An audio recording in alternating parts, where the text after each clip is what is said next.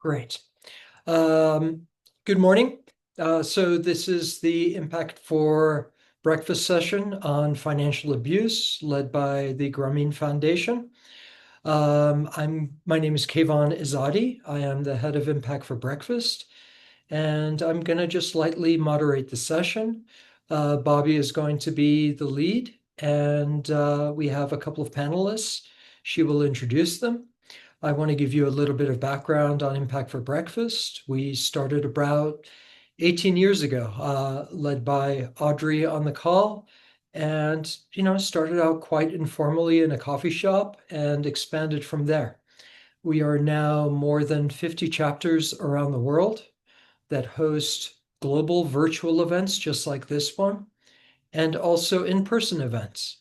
So each of our chapters is active in different ways, has sometimes just a handful of members, and other times thousands of members. So we are now at over 5,000 members, nearing 6,000. So it has organically grown out of need for people just like you. You said, it's important to get around the table to understand great organizations like Grameen and the good work they are doing, and also to connect them with where capital resides, where impact investors and other investors are sitting to understand great opportunities. So we're here this morning to discuss this great opportunity. I've had the honor of working with Grameen previously, and I know you're going to get a lot out of this session. So I'm going to pause there and have Bobby take over. Thank you. Sure. Good morning, everyone. Good afternoon. I know, as Kayvon said, we have people coming in from all over this morning, so I appreciate you joining us for today. I'm just going to put up a slide really quickly so that we can use this as a reference for the call today. I'm Bobby Gray. I'm the Associate Vice President of Programs at Grameen Foundation. Grameen Foundation is an international development organization based out of Washington, D.C., but we have operations across Latin America, Sub-Saharan Africa, and Asia. As you may know about Grameen Foundation, we're inspired by the work of Nobel Peace Prize winner Muhammad Yunus, who started Grameen Bank in Bangladesh. And so we've spent the past several decades replicating the village banking model, as well as just supporting the microfinance sector. In the past several years, we've been spending a lot more time focusing on the continued barriers that keep low-income populations from accessing financial services, especially among women. And this is kind of how we have come to this issue about financial abuse. So before we kind of dive into the conversation, just want to define what financial abuse is. I'm using the definition of the U.S. Department of Justice and the Violence Against Women Act that has been kind of informing the work in the United States on this issue. Financial abuse is the controlling or constraining a person's ability to acquire, use, or maintain economic resources to which they are entitled. There are variations on this definition. This is just one that I selected to use. And there are three forms of financial abuse if you kind of want to put them into different types of categories. The first one is financial exploitation. This is where you look at behavior such as an intimate partner or family member coercing someone into debt or taking out debt in their name because they have access to all of their personal information that would allow them to use digital services, for example, to sign up for credit in somebody else's name. It could be stealing their identity, property, or inheritance, refusing to pay bills, which can also ruin credit scores if utilities and their credit score are linked. The suspending, maybe liquidating savings accounts that are held in both of their names. Financial control is for example, using language barriers to misrepresent financial documents. You look at this kind of in terms of, when somebody may have immigrated to a new country, married somebody, and that partner is using that as leverage to maintain or, access to somebody's financial accounts. It's also just simply restricting information from them as well. And then financial sabotage can be digital stalking, One of the things that has been interesting that we've seen come out of the work in Australia is that people are using different payment apps to send threatening messages using the memo line. So this is just one area of where abusers are creatively using the financial services to kind of threaten and harm someone else. So let me move to the next slide. So one important issue about financial abuse is that there's really not a lot of great information on the prevalence of financial abuse. So we have to kind of rely on the statistics on gender-based violence or domestic abuse to give us a sense of how prevalent it is. So 1 in 3 women globally face gender-based violence at some point during their time. And what the research is showing is that 99% of the time they're experiencing financial abuse. So I think the statistics on gender-based violence are just the baseline for understanding the potential prevalence of financial abuse. We don't know. It could actually be higher because financial abuse kind of hides in plain sight because of just social norms, with the idea that a certain person is the breadwinner, the decision maker about finances. It's been difficult to kind of determine where the line gets drawn between what is just generally society's perspective on who manages the household finances and when that moves into more of an abusive dynamic. We don't really know in terms of the statistics on how many men face financial abuse. And especially when you look at the statistic globally. So I'm kind of using the statistics in the US just as an example. So we know that 1 in 10 men face gender-based violence at some point during their lifetime. And so you might assume that men are kind of experiencing financial abuse based on this particular statistic. So it's all to say that we're still trying to develop a deeper understanding of financial and economic abuse globally.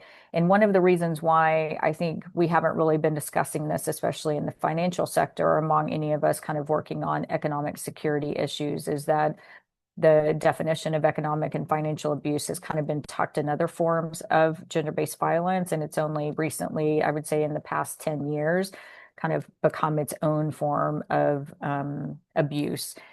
One of the reasons why people stay in abusive relationships is because they can't afford to leave or stay safe.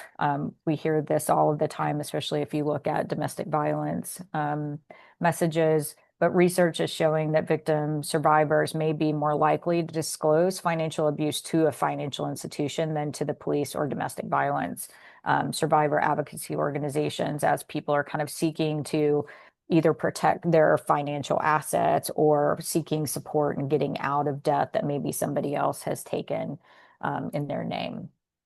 So more recently, the Grameen Foundation had developed what I'm going to call a playbook for the United States. We took the opportunity to try to understand what are financial institutions, or what are the opportunities in the United States to address this issue, really drawing on the global experience and thinking about the issues from the US perspective. And we kind of came up with 4 proposed workflows that we think financial institutions can do as they consider themselves as an advocate or actor in this particular space. So the first one is to simply foster a supportive internal culture. So if you use those statistics on 1 in 3 women, 1 in 10 men, just as kind of an example of what you might see in terms of people experiencing some form of gender-based violence or domestic violence, that this is likely occurring among the organization, the financial institution, and their employees. So, and you may not know it, again, for the issue that unless somebody is seeking support for sexual or physical violence, which you oftentimes can have a little bit more proof that that is occurring, that kind of the more psychological and financial abuse dynamics may be being privately experienced. So in order to, ensure that your staff can also be empathetic to somebody else's situation, the fact that they understand that their institution cares about the employees on this issue as well, and maybe just domestic violence more broadly, is an important starting point. Workflow 2 is to simply prepare financial institution employees to support clients. So within this workflow, we're looking at training staff on the red flags so that you would be able to identify what financial abuse is, and also thinking through the different ways that your financial products and the processes around those can be exploited to harm somebody else. So looking at probably the bare minimum of things that you can do, such as tightening confidentiality and privacy of the client. Like, one of the things that we've seen in the research is that just the simple act of financial institutions maybe sending out information to previous addresses that your address has changed to X may tip off an abuser, and somebody is actually trying to leave an abusive relationship. These are these are not actions that are meant to harm people, and actually, are designed to ensure that, as somebody is changing their address, things are kind of going to two different places. But this can actually result in helping an abuser identify where perhaps the victim survivor has moved to. So this is kind of thinking about the bare minimum actions that you might want to take to kind of tighten up in places where the products and processes can be exploited. And then the third workflow is to educate and support clients. And so in this, one of the things we've realized in our own research is that even as you're researching the issue of economic coercion, financial abuse, et cetera, is that even the people experiencing it may not be defining it as abuse. They themselves have to have their awareness raised that certain things actually are abusive behaviors. And so this is looking at everything from mass market campaigns that financial institutions can do to raise awareness among their customers and the communities that they're serving, as well as thinking through the processes that if someone is coming in to the financial institution, what information can they provide an actual victim survivor about the actions that the financial institution can take on their behalf to help them tighten up their accounts, maybe open new accounts in their own name, understand how to use their accounts if they have been kind of locked out by an abuser. And then the fourth workflow is really about deepening the actions that financial institutions can take. And I'm going to kind of talk a little bit about the coerced debt issue. What we discovered in the US is that this is a very sticky issue. And I think it is everywhere, because as somebody signs on the dotted line that they understand they are taking out credit and have the responsibility to repay, sometimes they can be coerced by a family member to do this, or it could be fraudulently taken out in their name, but they are left with the debt that they haven't incurred. And, this allows an abuser to actually continue abusive behaviors even after somebody's left an abusive relationship, because they are, leaving that relationship with credit or with debt. And this often can be the reason why people don't leave abusive relationships or go back, because they're either they have a really poor credit history, which makes it to where they can't get housing, for example, in the United States. They may not be able to get utilities, et cetera. So these are kind of the proposed workflows that we have proposed. And if you are interested in the report that we developed, here's the QR code. It actually will send you to a page called Program Safe. And this is the initiative that Grameen Foundation had launched to start advocating more within the financial services sector on this issue. So we have a lot of resources we've been collecting so that we can understand this particular dynamic. So I'm going to stop sharing now. And I don't know if Uli it doesn't look like she's been able to join. I'm Okay. here, Oh, Bobby. you are? Oh, I made perfect. it. Yeah, I was struggling with the Zoom link. Sorry, but That's I'm here. okay. No, fantastic. Well, I have two colleagues that I have invited to this conversation today that have really both inspired my thinking on this issue. And so I'm going to turn it over to Buli first, and then we're going to go to Sazini. And I'm going to allow Buli to introduce herself and her organization, but she comes from Nedbank in South Africa. And really what I want her to be able to share is kind of why have they as a financial institution started working on this issue of financial abuse, so that you can get an idea of, like, when a financial institution actually does start to address this, what does it look like from their perspective? So Buli, I'm going to just turn it over to you, let you introduce yourself and kind of talk about the work that Nedbank is doing on this issue. Awesome. Thank you so much, Bobby. Good morning, good day, good afternoon, everyone. I'm not sure where everyone is coming or dialing in from. I'm in sunny South Africa. It's about 3:30 in the afternoon, so my day is kind of winding down now, but it's really a privilege and a pleasure just to be chatting to you guys this afternoon. So as Bobby introduced, my name is Buli. I work for one of the big five banks in South Africa called Nedbank in the marketing team, and I look after the personal and private banking cluster marketing. And so it ranges from, entry-level banking all the way up to ultra-high net worth and everything in between. So really call it the individual's business. I look after the marketing for that. Before I get into maybe just really talking about the work that you're doing, there's a short video that I had recorded some time back that I thought kind of just paints the picture, if you'll allow me to play this for you. And I hope Zoom is kind to me. Okay, let's see.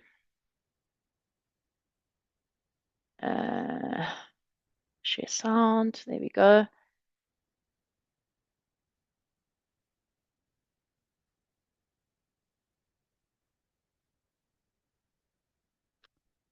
Every 3 hours, a woman is killed in South Africa.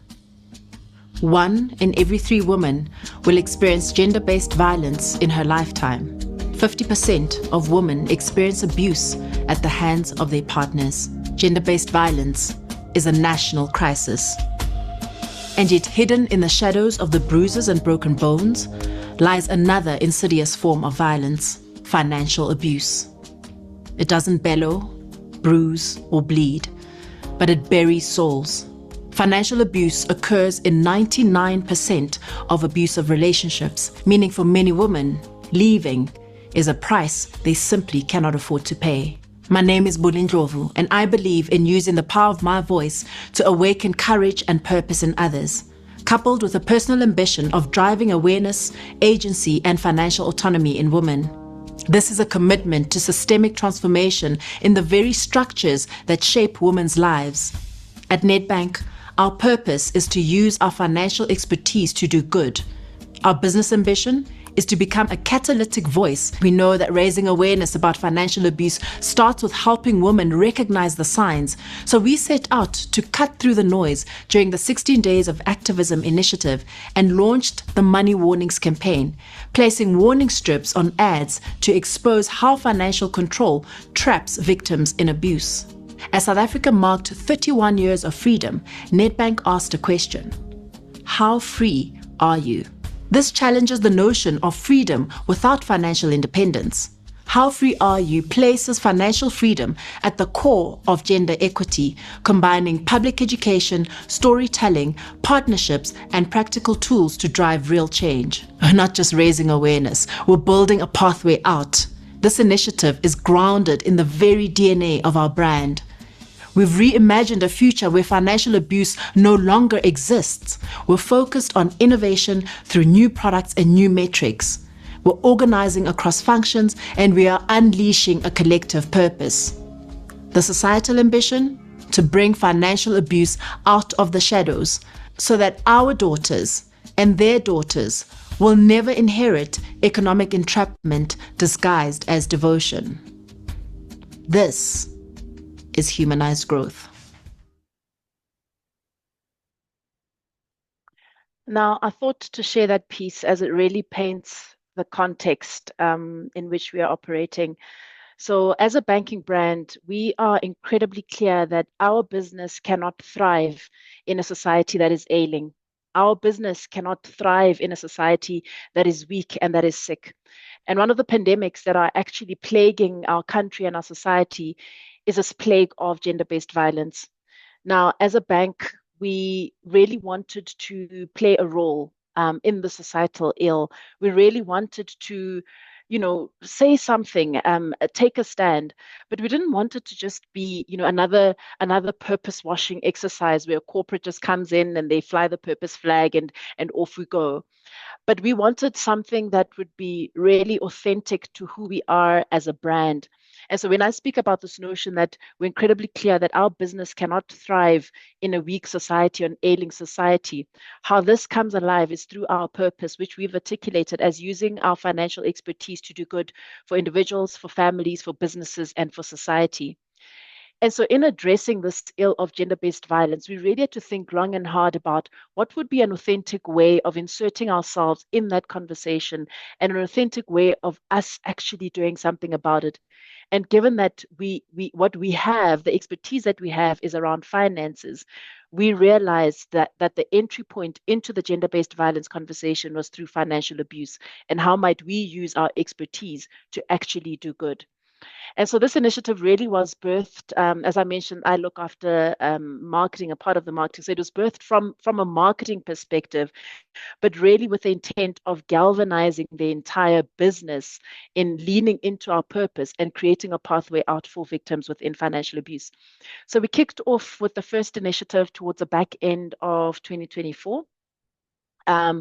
Tagging onto the 16 Days of Activism initiative, where we took over all of our advertising inventory and placed a warning strip. So if you can imagine how the alcohol guys do it or how the tobacco guys do it, where they actually warn you about the dangers of their products, we did exactly the same.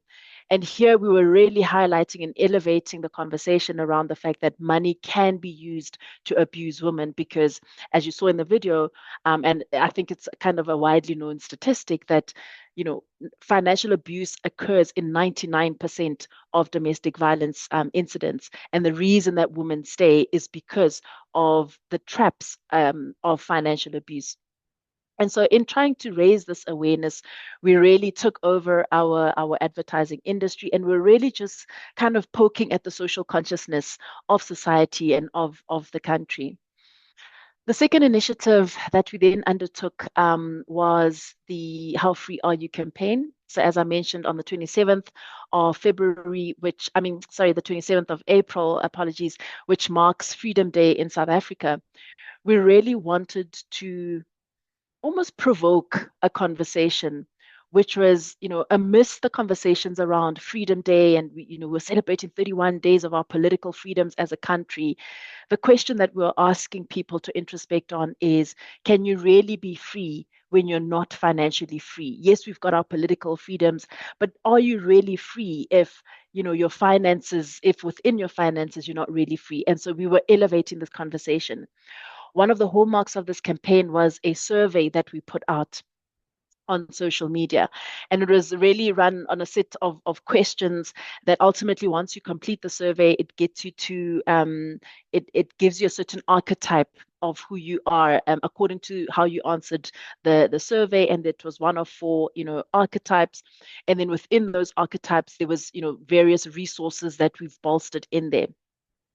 The purpose for us for using this survey was really around, 1, elevating the conversation, but 2 was gathering data and insights, getting to understand where the mindsets of people are.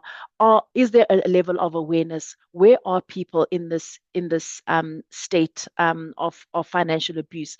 But more so, what we want to use the data for is to build a business case for the business. So as I mentioned, this initiative starts from marketing, but our purpose is really to galvanize the entire organization.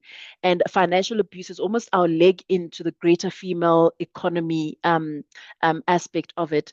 And so through the data, we really want to put together a business case where we can actually start building certain products, services, and solutions that will aim to address from a business perspective, and not just kind of the lipstick that marketing puts on it, but from a business perspective, are there products that we can actually start building that seek to address this?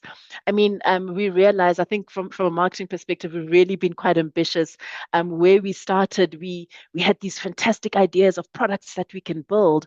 But as we were doing the research and engaging with SMEs and engaging with I really hate to use the word victims, but people who are suffering from financial abuse, we had all of those engagements, and we realized that, some of the things that we wanted to do were actually going to put people in danger.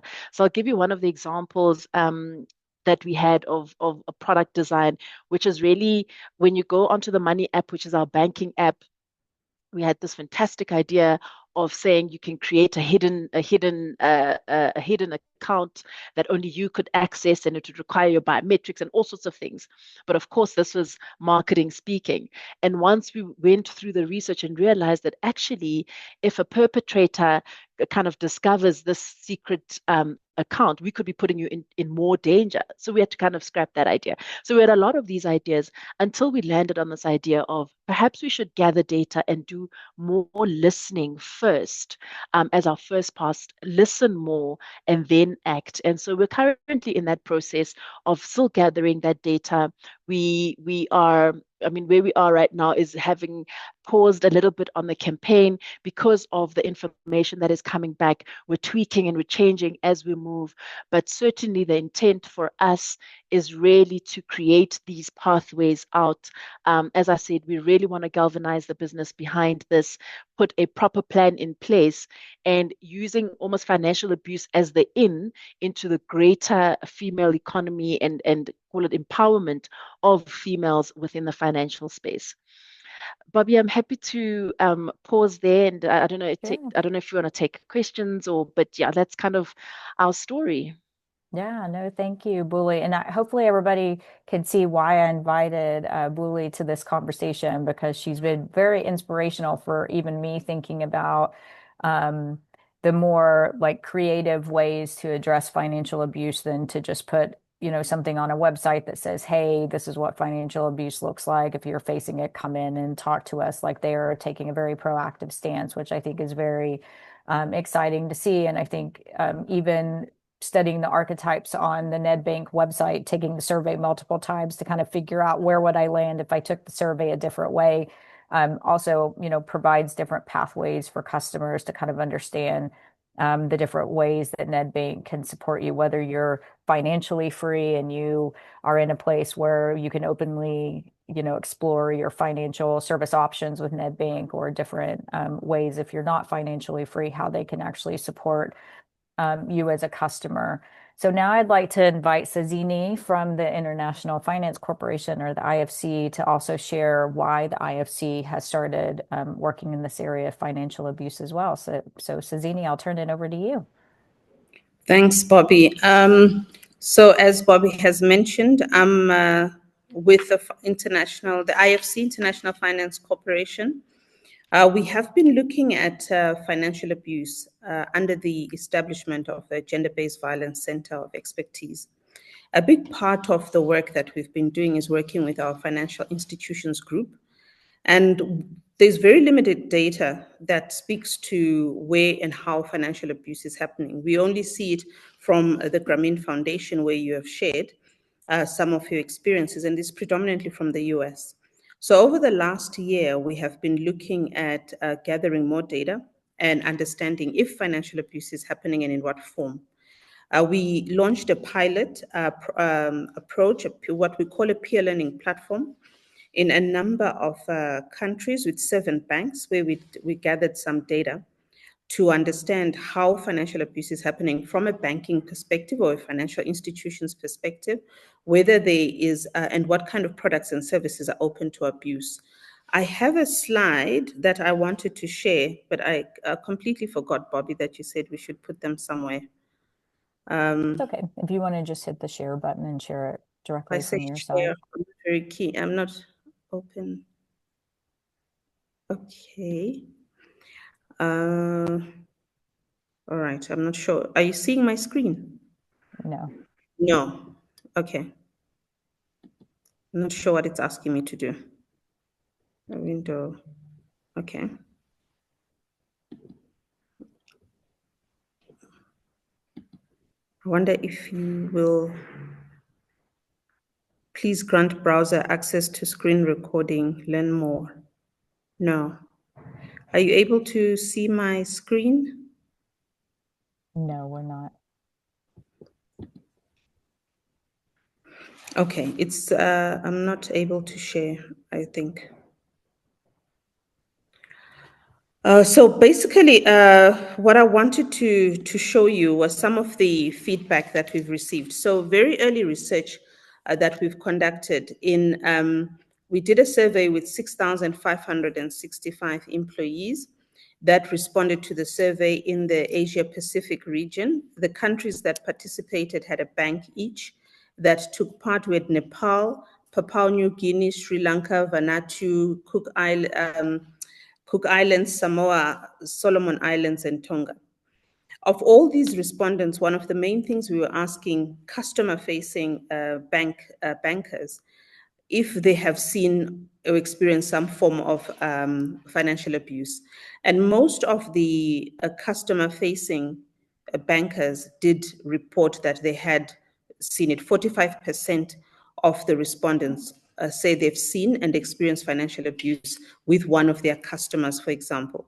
And the top 3 behaviors that we observed during this survey was that online banking was controlled without their knowledge, or they were prevented or discouraged from holding a bank account, and that they were pressured to deposit income into another account. And this is something that the frontline staff reported saying they have seen. And 1 in 5 respondents said that they can see customers experiencing financial abuse at least once a month. So the frequency as well was something that we wanted to check and observe and see if it is, and how often it happens within the banking space. The second area that we looked at was to assess whether there was an increased risk of financial abuse happening and which demographic. The types of accounts were definitely personal accounts, which we have tested in these markets. And secondly, we saw that it was mainly joint accounts where women gave up autonomy over that account.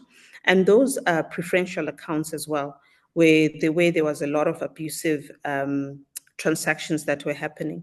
One of the main things that we were also testing was to see how the bank staff responded to it and whether the banks were equipped to respond effectively. And our findings show that most of the banks that we spoke to and the employees in the bank reported not having a channel of how they can report when they see these kind of incidents, but also not knowing and feeling quite helpless in terms of giving the guidance and advice. And for us, it basically just speaks to the fact that as financial institutions, it becomes quite important. Okay, there's something happening here. It's quite, oh, sorry, my computer is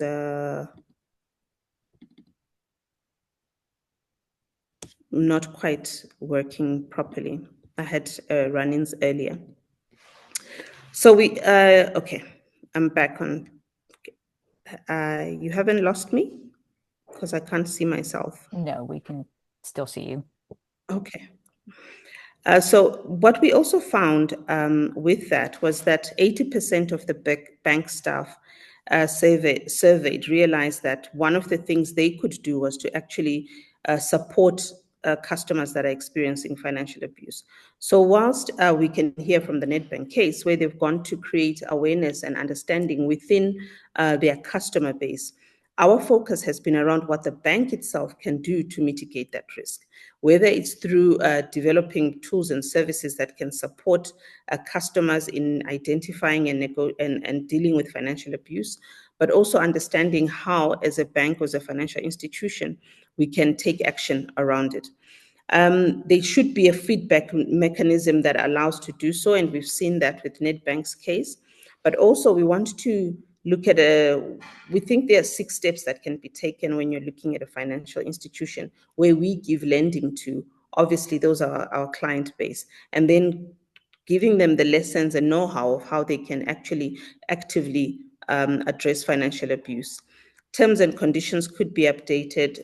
Credit card, we've also looked at how that can be updated for banks to limit any abuse around that. Mortgage and loans were also a big issue where we picked up that there was a lot of abuse around that, and that banks could actually offer different types of low or no fee transactions to disclose financial abuse. And if they see particular trends, how the bankers themselves or the relationship bankers can mitigate and report that risk.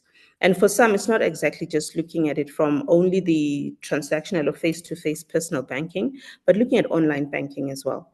How do we create and mitigate the risks associated with that? So whilst we're still at a very early stage and we're undergoing this pilot with the 7 banks in those in the Asia Pacific region, we can already see that there are offshoots for us to learn more, to the extent that we've started piloting similar understanding in Tanzania, where we've had conversations with about 10, 12 banks to understand the extent of whether they can identify financial abuse, what kinds of products and services they are seeing from that perspective. We've also had a similar conversation in Kenya, where we're looking at, particularly from a technology perspective, mobile banking. A big product, a big focus within the Kenyan market is M-Pesa, which is mobile digital banking. And in our conversations there, we were also testing to understand around financial abuses, how do they design for safety? Where do they put the safeguards if we look at mobile banking? So we are still gathering, and it's still a lot of green shoots where we're learning along the way how we can mitigate the risks around financial abuse, how to support the survivors, but also how banks can actually develop and design products that are designed for safety. And they're very aware that this is the risk that is imminent, and how do they prevent it, and identifying which products and services they can do that to. I think one of the other bigger trends that's coming out from the African perspective is around SME banking, supporting startups, whether they are products and services that are supporting SMEs or startups. Those kind of products are coming out as being open to abuse, especially if it is a small business or an association that is taking the loan. There is safeguards that are required from a banking perspective to limit the financial abuse that can happen. So let me leave it there and hand back to you, Bobby. Sure. No, thank you, Sazini, for sharing that. And while people are thinking about if there are any questions that are from the room, you know, one of the questions that we've been asked, and then I kind of want to ask you and Buli as well, is just this question about urgency. I mean, we're kind of in a moment where there's a lot of competition for funds, just giving the, you know, donor and funding environment right now. You know, there's a lot of needs in the world, you know, everything from worrying about public health issues to refugees and just civil society, security, et cetera. And one of the questions we've gotten is, why is this an urgent issue? And, you know, when I think about even both what you two have said and kind of from our perspective, when I think about answering this question, it kind of goes to this issue of like, once you see it, you can't unsee it.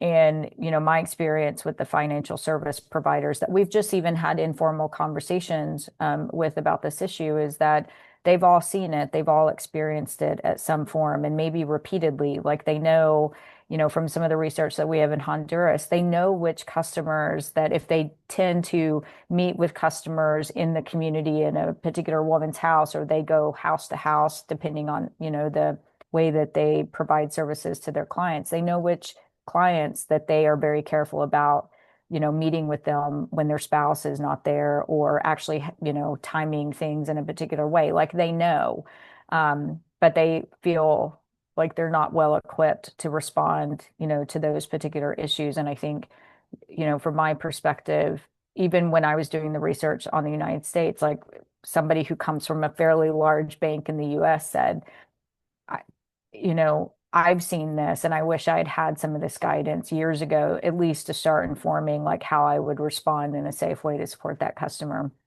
I wonder how the two of you might respond to this question. Like, why would you see this as urgent to respond to, especially at this moment in time? Sazini, do you want to go first, since you're probably still unmuted? Yes, I think one of the big focus areas for us as the World Bank Group is job creation. And one of the ways to do that is through SME lending, it's through startups. And we're particularly looking at it from a women's perspective. How do we enable women to start and grow their businesses? And what we've seen with these initial discussions we've had with different banks, particularly I'll name an example in Tanzania, where one of the bigger banks spoke to how they have a particular product that looks at supporting small businesses, and a husband and wife can apply for that loan, and associations and groups can also apply for that loan. And that opportunity creates a lot of jobs for them to start and grow those businesses. But case in point, he was referring to where there was a particular event, they wanted to start an events company, etc., and they opened an account with her husband, and they received the grant, or the part grant, part loan. So if you look at blended financing, and the husband came and withdrew 80% of the money. So when she came to start looking at the business, she was not able to do it. And as the bank, they could see what has transpired, but they were not equipped to deal with it. And I think as the awareness increases, not only with the customers, but more so the service providers of the financial institutions, it becomes mission critical for them to equip internally, but also in the different discussions that we have as bankers or as financial institutions, how do we mitigate those risks so that we don't have the unintended consequence that we see with whether it's a ripple impact on job creation, but to Mbuli's point, where you see that kind of behavior, 99% of the time there is domestic violence that is happening in that environment as well. So the bankers themselves do see the need to engage with it. But where we are lacking is equipping the skills and the tools of what financial institutions need to do. And I think for me, that's where the urgency comes, more so as we move into mobile banking. How do we start designing upfront? I know it's been there for a long time, but as we move into the space and it grows quite bigger, how do we make sure that in the products and services we are as financial institutions designing, we're looking at how we design for safety and put the right safeguards? For me, that is an urgent call to action, actually. Yeah, and I know that was kind of the reaction I had when I was thinking about the difference between the work that Grameen typically does in low-income countries, where there is actually a lot of relationship banking that still occurs, like this one-on-one or one-on, groups of women, et cetera, and thinking about how as you move into digital financial services, then you kind of remove that face-to-face verification that can happen, that happens, that where you might be able to detect some sort of abuse, because if somebody is able to sign up for an account using somebody's information, or locking people out of their accounts because they're like, the husband may be the one who owns the mobile phone, and so he puts her account information on his phone, and government transfers may be coming into his phone in her name because her account is on his phone. Then it makes it even more difficult. But at the same time, potentially makes it easier to detect if you can identify patterns that might, create red flags in the system that maybe something, might, be going on. So Buli, maybe I'd ask the same question to you, like why, I think your video was perfect in even for me creating that sense of urgency, but I wonder how Nedbank has also looked at this, like why now? Why do you think in the, as there's all sorts of competition just for people's attention, why would financial abuse be an urgent issue to address from your perspective? Oh my gosh, I feel like flipping the question to why not? Like, why has it taken us so long?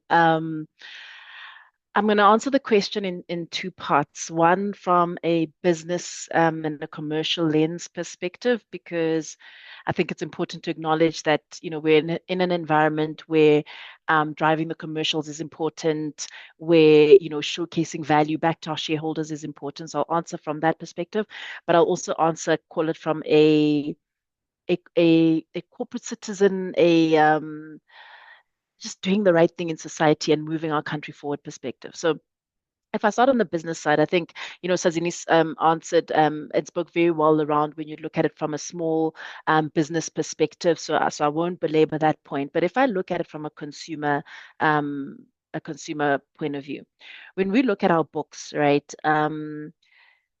more than half of our books are held up by females, right? Particularly our deposits books, because what we know and we can see in the research is that females are better savers, right? So when they do save, they are much better at saving and managing their finances. And when you think about the very simplistically how a bank makes money, right? We take in deposits from people, and with those deposits or investments, we can then lend out, and that's how really at its simplest level how a bank makes money.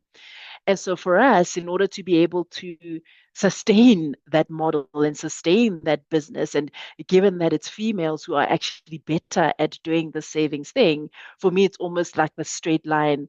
This is why it's important for the sustainability of our bank and the sustainability of our business, and for us to keep actually operating as a profitable business.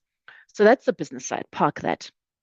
when I then look at the other side, and I open up the video with really a scary statistic to say every 3 hours, a woman is killed in South Africa, right? Every 3 hours. One in every three women will succumb to gender-based violence. So if Bobby, we take the example, you, me, and Sazini, one of us is suffering. For me, that alone, and even as I say it, I get the chills, right? I literally get the chills. And that for me is enough to say this is absolutely urgent. This demands everyone's attention on it because we are losing people who are actually carrying the economy on their backs, right? So it's absolutely urgent. It's absolutely critical that we really galvanize society behind this as mission critical. And then maybe the last thing I'll say, which is where I started as I was introducing myself, to say, as a business, we are incredibly clear that our business cannot thrive in a society that is ailing. And gender-based violence and financial abuse is ailing a society, right? I mean, I found it so incredibly interesting as we were sitting with people who have suffered and have almost come out, or are at least on their journey to coming out of financial abuse. And it was so interesting, just the spectrum, right, of financial abuse and where it occurs. And you'd almost, in a country like ours, you almost it's easy to assume that it's happening at, call it, the bottom of the pyramid, or the poorer parts of society, which, yes, it is. It absolutely is, and more so the domestic kind of violence. What just shook me to my core is realizing, and maybe I don't know, it's the ignorance, or I don't know what it is, but and I suppose it speaks to this idea of it being of lurking in the shadows and hidden in plain sight. As you move up the, call it, the social rank and the economic class, my word, the financial abuse that exists there. I mean, the stories that I was hearing really shook me. And I think what was more scary was really the lack of awareness, right? Really the lack of awareness of what financial abuse is. I often tell the story of a friend of mine who, I mean, when we were younger, in our 20s, she was the first to get married. And when she got married, she was driving like her little VW car, which she owned. She had a little apartment. And then when she got married, I mean, it was a whole fanfare. And the one day her husband said, I'm going to take your car in for service. So he took the car in and he went to sell it. Okay, sells this car and brings back this shiny new, beautiful red. It is wrapped in ribbons. There were balloons all over it. My word, were we not all jealous? We were all just like, friend, you struck a jackpot. And this guy went on to buy her a house which was fully furnished, etc., etc. Now, I tell this story because of everything that happened. She owns nothing. The car that was bought, not in her name. The house that was bought, not in her name. The furniture, nothing. She literally owns nothing. And all of this became apparent to her at the time when the marriage hit rock bottom and they were going through a divorce, when she realized that all I own are my handbags and my shoes. And that for me spoke to a level of financial abuse that is not often even spoken about. But there's so many of these stories, right? And so why is this urgent? Because it's hidden in plain sight. Why is this urgent? Is because it's happening every single day. Women are suffering, and in some instances, they're not even aware until it's too late. So for me, it's just, the question really is, why has it taken us so long as a society, as a people, as a nation, to really bring this to the attention and the social consciousness of our society? Yeah, no, thank you, Vuli. So let me read the questions really quickly because there are a few that have come in. So I'm just going to read this and then maybe we can figure out how to answer it. So I'm wondering if your research has collected any data regarding the relationships between customers experiencing financial abuse and default rates, customer satisfaction, like the more conventional metrics that banking services focus on. And are there any great examples of innovative interventions that have demonstrated success from around the world? I don't know if Sazini, either of you want to I know from our perspective, because we're kind of at the beginning stages of this, you know, a lot of this research is kind of happening separate from the customers, like financial data that the financial institution has. Like they're kind of one-off studies that we're just trying to understand the prevalence. But I don't know, Sazini, if you or Buli have any particular experience kind of trying to associate our understanding of financial abuse with actual customer behaviors. I mean, I'm happy to maybe just provide anecdotally, by the way. It's not necessarily, we haven't done that correlation between financial abuse and the default rates. But anecdotally, what I can tell you is, again, from, you know, engaging with people who are going through this and experiencing this, what is currently happening is what some females are experiencing is once they get locked out of that system. So the one example, there was a lady who had her own business before she met the guy, had her own business, had her own apartment, had her own kind of assets. And throughout, at the beginning of the relationship, it was wonderful in the sense that he offered her the world and took care of her, right? Absolutely took care of her. Got to a point where he convinced her, excuse me, to stop working, convinced her to sell her business because he was taking care of her. And I mean, the facts that she had was she was living that life. You know, they were traveling every other week, flying here, then everywhere. She was living the life. And almost overnight, all of that just stopped and it got cut. What that meant for her is that she then went into default. So the apartment that she had, she could no longer pay because she's not working. She's got no source of income. She had to sell some of whatever little assets that she had, whether it was a car or this, to start paying off. But ultimately, she went into default. And when you then correlate it to what we see from a banking perspective on the other side, with the high impairment rates, the high debt rates, you know, females taking up the loans, taking up credit and actually defaulting. So maybe just to answer that question, our current data and where we are, there hasn't been kind of that straight line and scientific evidence, but anecdotally you can start, you know, connecting those dots and putting the pieces together. So Zini, have you guys been able to do that at the IFC? So we have looked at, I also just want to show the best case, some examples of that. I'll see if the presentation will show. Okay. So we in the conversations that we've had so far, in Tanzania, for example, one of the main things that they referred to was they are having challenges with the specific bank accounts, and therefore they've had to, or different products that they've had to close. One of them, for example, one bank referred to having to close the joint accounts. Because once they allowed for joint accounts, they realized that there was more, it had high impairments. And impairments because there was only one party that was actually earning. So a salary was coming from one particular individual, most likely the women, and then servicing that loan, including household expenses, were becoming high. So that account, that kind of product would had high impairments. So then they would close that account.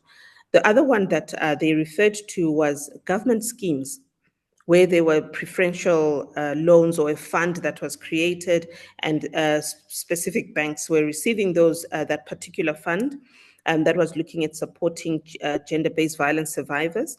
And so women were coming to apply for that, but still with the perpetrator. And it was supposed to start a small business, and then they paid back over time, and they were not able to pay back. So that government scheme loan, for which was targeting GBV survivors, actually didn't perform, and they had to stop it. So it's if I look at those two examples, it is related to high impairments, high risk accounts, and therefore closing those kind of products and services. But what I wanted to share, as soon as I can figure out how Zoom works in screen sharing, is case studies of where there has been actual long-term impact. The Commonwealth Bank has been focusing on this particular issue. and they launched a big community and customer initiative in 2020. From a customer support services perspective, they've impacted about 75,000 customers through customer interactions and creating knowledge around financial abuse. And also because they were able to design some products and services that they knew had high rates of abuse. They designed specific products where they could block that account being accessed. So they had, for example, automatic filter blocks to block abusive or threatening or offensive words in a digital payment transaction. And through that particular process, they were able to block 1 million transactions since 2020. And they also were able to look at supporting customers that are survivors of financial abuse. Over 9,000 people they have supported since 2020. And they have also, over time, been able to build quite a successful fact base around how financial abuse translates, which products are open to abuse, how you can design for safety, what kind of response and recovery mechanisms you can put in place to support your customer base. So because I cannot share my screen for whatever reason, I'm not sure of Zoom, I would say please try, I'll write the names in the chat of the different examples of responses globally that you can Google and get a sense of what they have done in response to financial abuse. Yeah, so I kind of take from both of your points that, I mean, in reality, some of this is like we don't have the specific data making the link, but there's a lot of different relationships that point, in that particular direction, that there is this relationship. But I think that also presents where the opportunities are to be, better be able to verify that with the data that actually exists from the financial service provider. So the next question is, my understanding is that financial abuse is one type, which can escalate post-separation as it doesn't require physical proximity to exert control. This can be transforming previously agreed financial tools like defaulting on jointly agreed loans like a mortgage, or new tools, making new loan application in ex-partner's name, withholding child maintenance, etc. Effectively, the victim survivor is punished for leaving and feels control long after the breakdown of the relationship. However, banks often have a duty of care to both account holders, and financial abuse is notoriously difficult to prove. This can limit what the bank can actually do to help victim survivors or sanction a perpetrator. It can also limit the information which a bank can provide to a customer who wants to report abuse to the police. How have you seen banks balance the opaque nature of this type of abuse with actual action and ability to put a stop to it? I think it's a great question. And actually, when I was doing the research in the United States, this became a really important question, because it's actually difficult to prove, because, and I would imagine there are a lot of people that just quietly suffer through the consequences of it because they actually don't think there are pathways for improving a particular situation. And I remember thinking about this from the perspective of a submarine. Like in reality, you see a customer at one point in time, a relationship becomes abusive over time. I mean, I think this is kind of part of, something important about financial abuse. Most people wouldn't enter into a financially abusive relationship from the beginning. So it starts out what it might appear to be a healthy relationship, but it's actually over time that this kind of slowly can grow into an abusive relationship where the consequences of being restricted from financial accounts or getting into debt because it's been coerced, et cetera, that the financial institution may not actually even know that financial abuse has occurred until the customer comes forward and says, I need help. And it's at that point that the financial institution can decide what tools do they have at their disposal. And I think even talking to police in the United States, lawyers in the United States, like this is actually very difficult because banks often require on legal documentation, to, respond to some of these issues. I don't know if either of you have any reaction to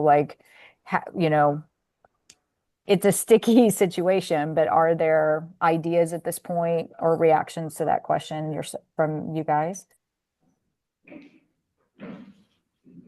Yeah, I mean, it's exceptionally difficult to prove, right? Exceptionally difficult. And absolutely, then it does limit what the bank can actually do. And I think from a banking perspective, it would always be from the perspective of helping the victim survivor versus sanctioning the perpetrator. One of the things that we're currently testing, but it's really at such a rudimentary level that I'm probably speaking out of turn, but I'll just share is during COVID, what the business did is, so it's really taking learnings from something that worked before and seeing if we can apply it in this instance. So during COVID, when the we were under lockdown, etc., one of the biggest impacts was on small businesses. And what we did then was, and I think a number of banks actually did it, where it was almost this payment holidays, giving payment holidays to small businesses, allowing them to kind of recover as things then started opening up. So with that thinking, one of the pilots, again, very rudimentary that we're running, is to say, is there a way we could give relief to financial abuse victims who are, for example, going on maternity leave, right? So women who find themselves in relationships that are now breaking down or trying to get out of something and they are pregnant, going on maternity leave, could we match up a payment holiday for the duration of their maternity leave so that at least they don't have to worry about that, don't have to worry about whatever kind of lending or lending obligations that they have at that time. Unfortunately, I can't give you any data right now because there are more questions than answers in terms of how do you prove, to the point that's been made, how do you prove that someone is actually being abused? What kind of documentation would you need? From a banking, there's all these business rules that we are regulated by. So we're still at that point of trying to see if really it can work. And maybe it's to say, maybe it's not just limited to financial abuse victims. Maybe it's just kind of a policy across the board for women, that all women could enjoy and have access to without necessarily having to prove that actually, guys, I am in a financially abusive relationship, etc., etc. So those are one of the things. But yeah, I mean, to the point that's been made, it is notoriously difficult to prove. But I do think we can't just stop at that and say, oh, well, because you can't prove it, we're therefore not going to do anything. I do think there are ways, like I'm saying, perhaps it's giving access to, all females. And if you're going on maternity leave, I mean, the easiest way to prove is your doctor's report or that kind of thing to say, I'm going on leave or whatever, and we can suspend or give you those payment holidays. But yeah, I agree, exceptionally difficult. So Zini, do you have any thoughts on that? I'm still trying to share my screen. Okay. Well, maybe while you're trying to share your screen, I wonder, because I know that we're coming at time. There is this question of, There is. oh, sorry. There you go. Yeah. Now you got it. Because I think it's easier to see what I'm referring to. Mm. Because this was one of the questions in terms of the examples, and I was speaking to this particular case study that we've been looking at from Australia, the Commonwealth Bank, which has had a long-term commitment to addressing financial abuse for its customers and community, and they launched a very active campaign in 2020, and they focused on 4 key areas: the customer support. As I mentioned earlier, that they, from that time till now, over 75,000 customer interactions that they've had that they've found in their own customer base of that have been impacted by financial abuse. And then in terms of fixing known issues, that alert when there was a particular abusive word or approach or click through that a person could do and a customer could make. And that in its way was designing for safety, that you could click through and demonstrate that actually this is not my transaction, or I'm being coerced to do this, and affordability. The algorithm would then pick up that there are issues. And then from that perspective, it blocked over 1 million transactions were blocked as a result of that safety measure design that they put into the products and digital platforms. And then they looked at the community response, where they've done quite a lot of financial independence support, financial literacy and training, but also response, working quite closely with civil society organizations.